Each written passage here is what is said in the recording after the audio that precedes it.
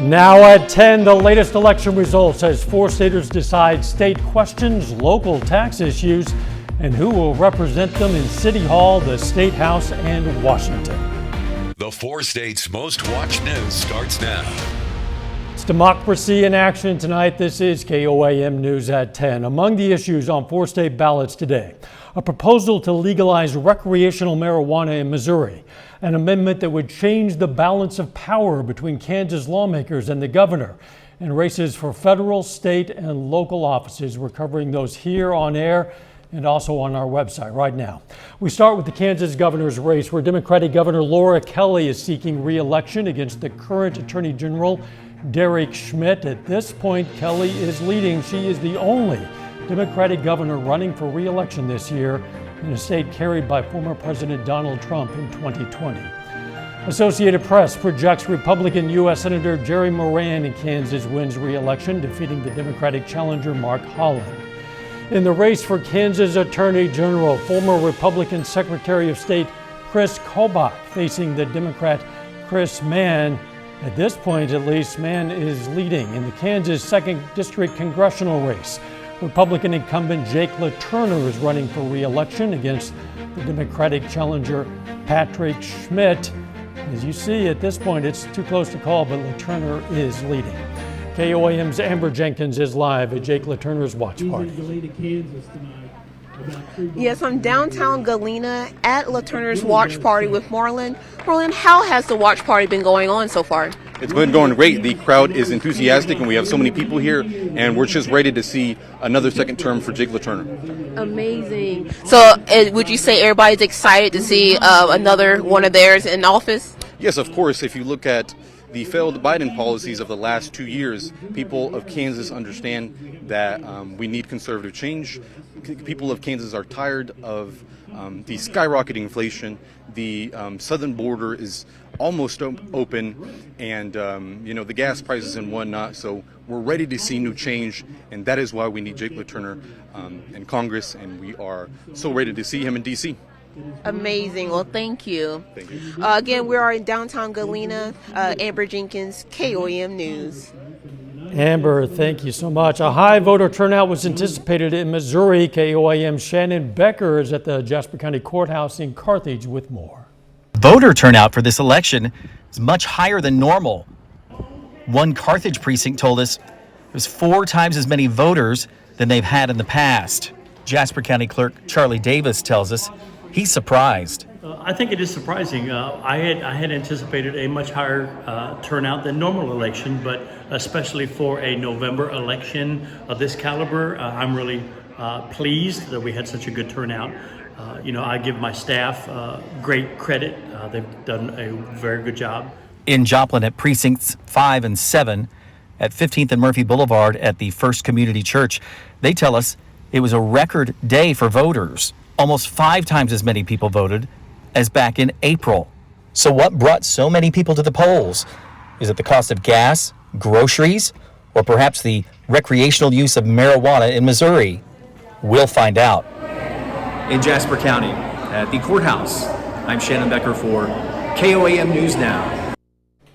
Shannon, thanks. Charlie Davis also says there were no problems with ballots at polls where more than 200 volunteers worked in Jasper County.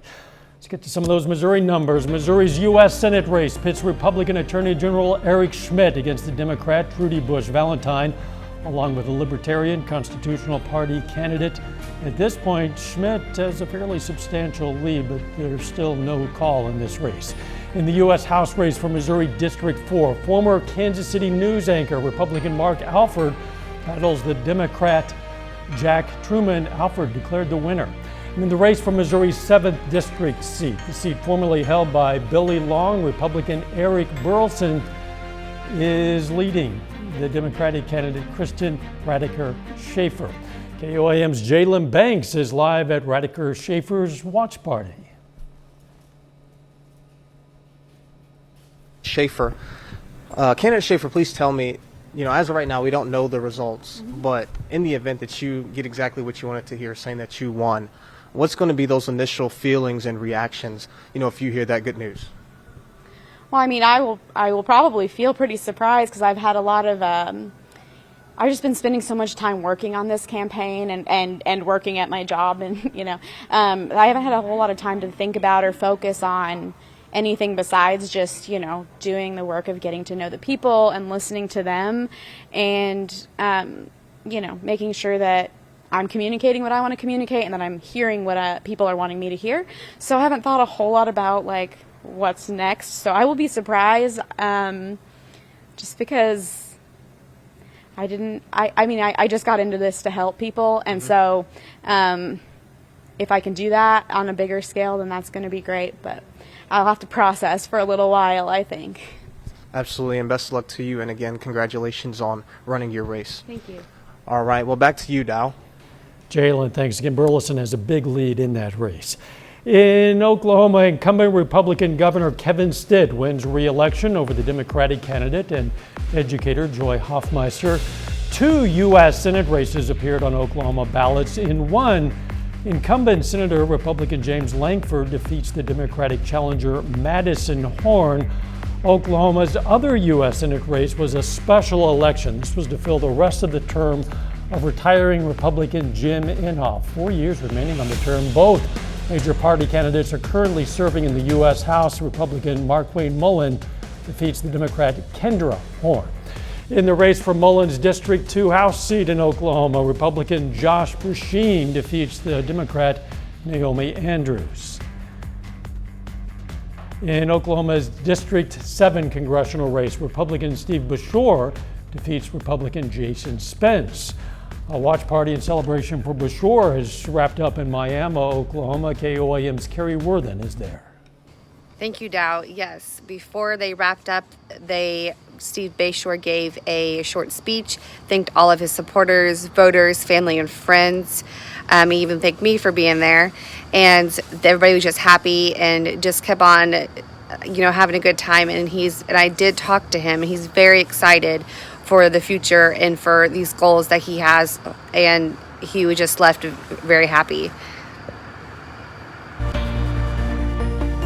Carrie Worthen. Missouri voters considered some state questions, and boy, this is a big one. It's the constitutional amendment to allow recreational marijuana for people over age 21. Still too early to call, but at this point at least, it's failing.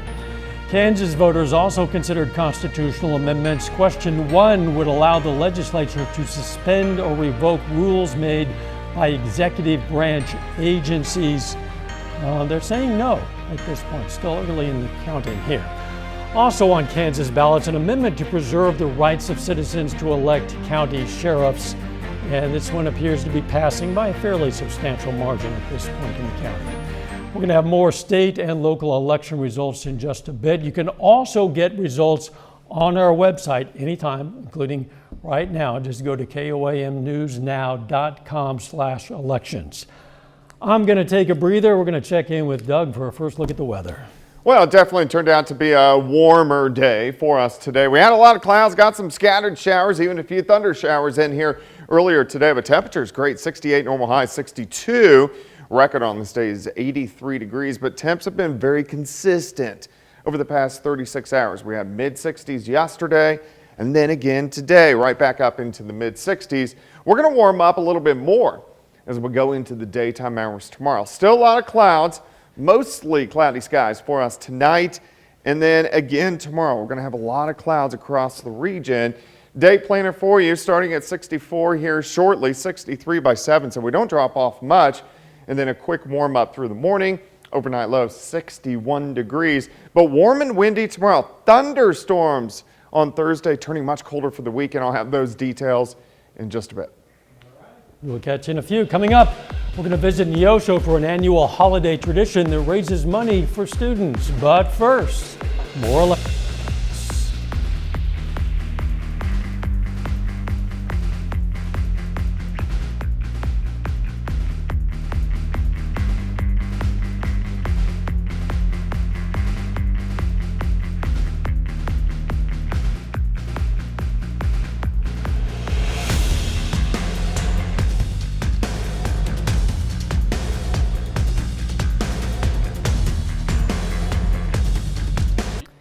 This World War II soldier is coming home to southeast Kansas at last. Air Force Staff Sergeant David E. Holman of La Harpe, Kansas, was captured and died as a Japanese prisoner of war during World War II. Now the federal government has announced that his remains were identified this past August. His family just recently received a full briefing. Holman will be buried April 23rd next year in Independence, Kansas. A festive time at Crowder College for its 20th annual Festival of Wreaths event. The festival started as a live auction of 30 to 40 wreaths and swags. This year, there's a whole lot more, including gift baskets and apparel, trips, electronics, and household items. It's just a fun event. Just you get you in the holiday spirit early. So many people on campus love this event. It's been, like I said, it's been 20 years, so people in the community love to come to this. So it's just an exciting time to get you ready for the holidays. Proceeds from that festival benefit scholarships and school programs. Students at Pittsburgh High School are putting the final touches on their newest theater presentation, Big Fish. The musical is based on a celebrated novel by Daniel Wallace. I really like, in this show in particular, there's been 2 shows in high school that I really like being ensemble, and this is one of them, because the leads, they only get to do a few things, and I am constantly running backstage, working with all my other castmates, doing 100 different things, which I think is really fun. Tickets can be purchased online. They cost $5 for students, $10 for adults. A little bit later, we're going to hear from the Pittsburgh Purple Dragons on their upcoming matchup against the Mill Valley Jaguars. Plus, we have thunderstorms back in the forecast. We're going to check that out coming up.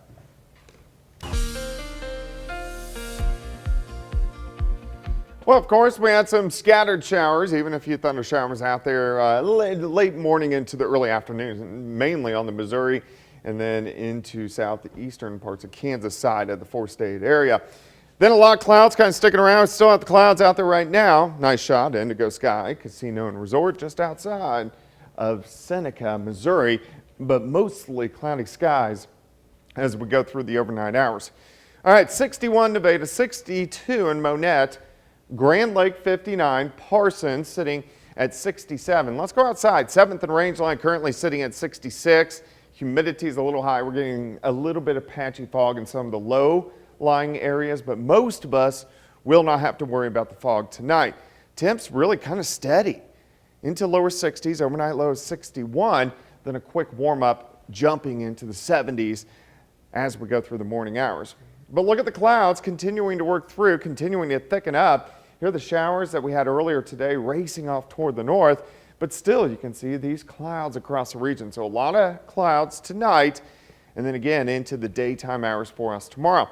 Here's our next storm system digging out across parts of California into Nevada, and that will start to affect us by the time we head into Thursday. Let's jump southeast. Tropics heating up again. Here's Nicole, almost a hurricane. It's going to become a weak Category 1 hurricane, but what's interesting about this, and it should make landfall tomorrow evening, in this year's pattern, we're on about a 45-day cycle, so once we get in there, back to that 45-day mark, it kind of moves back to where Hurricane Ian was. So it's fitting up very nicely. Unfortunately, for people who live in Florida, they have to deal with more tropical storms once again as they are still recovering from Ian about 40 days ago. All right, by morning, lower 60s, in and out of the clouds throughout the day. Look at this warm up, upper 70s to near 80 for an afternoon high. So it's going to be warm. It's going to be a little bit windy. The winds are going to start to pick up. Clouds thicken tomorrow night. Let's stop Thursday morning. As we go through the morning hours, some scattered showers and thunderstorms will pop up in our western counties. Here's the noon hour. Let's get into the afternoon. You can see showers and thunderstorms increasing. Here's 4 p.m. Now, some of these may be strong, may be low-grade severe. So something we want to watch on Thursday. Watch them work east. Here's 7 p.m. So now making it into Pittsburgh through the metro. And then they'll continue east, but periods of showers and thunderstorms through the overnight hours. Look at our temps as well, dropping through the 40s into the 30s. So we may get a few flakes of snow mixing in with that back band as we go into Friday morning. Tomorrow, the other way, all the way up into the upper 70s for highs. Rain amounts with this next system, I think on average, most of us will pick up a ½ inch, maybe upwards to an inch, isolated heavier amounts, which we'll definitely take. 78 tomorrow, 74 Thursday, only 45 on Friday. Look at the overnight lows into the weekend, into lower 20s. So it's going to be a chilly weekend, but it should turn out to be a dry one Saturday and Sunday. Not the final numbers, those are the projected results for Yeah, this coming projected weekend. results. Thanks, Doug. Hey, medications that manage cholesterol and type 2 diabetes might help lower the risk of degenerative eye disease. The disease, known as AMD, impacts a person's central vision or their ability to see fine details. Doctors aren't sure how to best prevent or slow its progression, but say patients regularly use certain cholesterol and diabetes drugs saw about a 20% drop in their risk of developing that eye disease. U.S. gas prices, they're inching upward. The average price for a gallon of self-serve regular, $3.80. That's according to AAA. Officials there say that's about a 4-cent hike from last week and roughly 38 cents more than this time last year. Analysts say one reason for the recent increase in cost comes from the oil market, where a barrel of crude is once again more than $50. More people are considering store credit cards. LendingTree says 35% of consumers are considering applying for them. This in an effort to offset financial strain on their wallets during the upcoming holiday shopping season. LendingTree telling Fox Business the data is fairly surprising, as store credit cards have mostly lost their popularity in the wake of the buy now, pay later phenomenon. Still, 37% of people who signed up for a store credit card in the past have regretted that decision. LendingTree says the average new store card APR rose to more than 26% over the past year. Gmail is helping consumers track holiday packages with a new feature. The service will add package shipping and delivery tracking to a user's inbox. Gmail will display the delivery status in the inbox view list and includes a summary card at the top of individual emails. If users opt to receive tracking updates, users can opt out of the tracking at any time. Still ahead, the Pittsburgh Purple Dragons aim to knock off the defending state champions Friday night in the 5A quarterfinals. And the Kansas City Chiefs prepare to host the Jacksonville Jaguars in Week 10. We're going to hear from head coach Andy Reid coming up.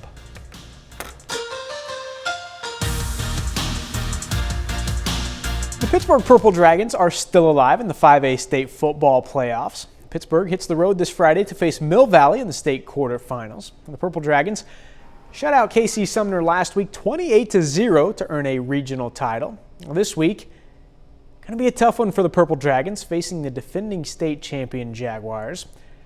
But this Pittsburgh team feeling pretty good right now. They've actually won 7 of their last 8 after an 0-2 start to the season. And they're hoping that momentum can carry them through Friday and into the state semifinals. Starting 0-2 is not fun, but when you start coming back, since that 0-2 start, we've lost 1 game, and it feels really good to be on a roll, and I'm ready to keep staying on a roll and keep going. Our confidence is a lot higher because, a lot's changed.